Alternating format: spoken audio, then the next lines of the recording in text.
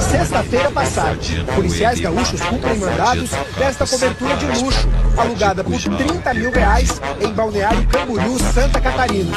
O alvo principal era um adolescente de 16 anos.